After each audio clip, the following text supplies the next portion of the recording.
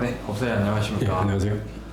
네, 지난 영상에서 말씀드렸다시피 저희 이제 대성TV 구독자분들과 밤도깨비 카페 회원분들을 위한 두 번째 질문인데요. 무속인에게 굿값을 3천만 원을 주고 반복적으로 굿을 했는데 효험이 있는지도 모르겠다면 사기에 해당할까요? 그거요. 첫 번째 제가 판례 소개해드렸잖아요.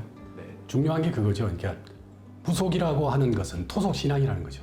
그래서 어떤 우리가 원하는 결과가 중요한 게 아니고, 물론 그것도 중요하지만 그것보다는 첫 번째가 뭐냐면은 무속 행위에 의뢰인이 참여함으로써 어떤 그 마음의 안정 내지는 평정을 얻는 것.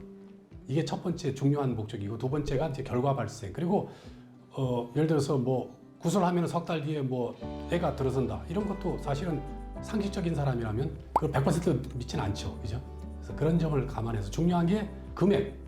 굿할 때 내는 금액도 중요하고, 그 다음에 그 무속인이 평소에 다른 의뢰인들한테는 돈을 얼마 받았는지, 그리고 이거하고 얼만큼 차이가 나는지, 이런 것도 중요하고, 그 다음에 굿의 횟수, 그 다음에 굿을 이렇게 적극적으로 강요를 했는지, 아니면 피해자가 자발적으로 이 무속인의 어떤 명성을 듣고서 와가지고 자발적으로 했는지. 그리고 아주 중요한 게 결국은 오고 간 대화가 중요해요. 3천만 원 밑에라도 인정되는 경우가 있었거든요. 아까 내가 소개해드린 것처럼 2,600만 원 가지고도 인정이 된 게 있잖아요. 그것처럼 무속 행위를 함에 있어서 전제가 된 그 오고 간 대화, 그게 중요한 증거가 되죠. 결국 증거 싸움인데, 그러려면 이제 뭐 대화 당사자 간에는 녹음해도 괜찮잖아요.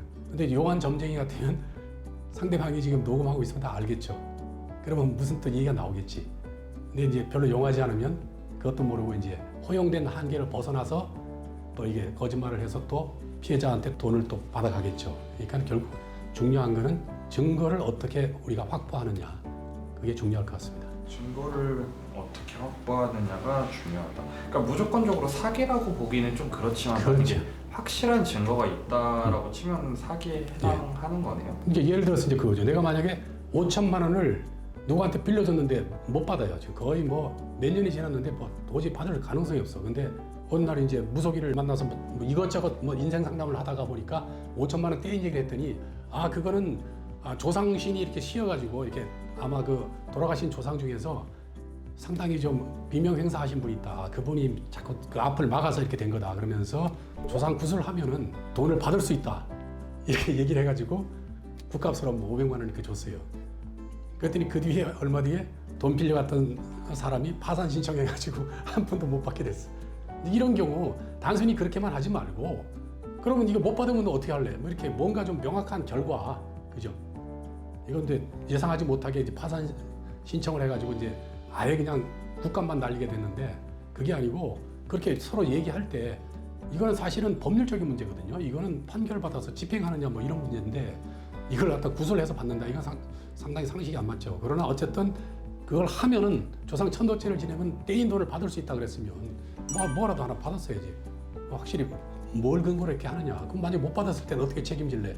뭐 이렇게 뭔가 이렇게 했으면 무속인도 조금 거짓말을 좀 이렇게 좀 자제하지 않았을까, 이런 생각 들고, 결국은 증거 문제 같아요. 증거.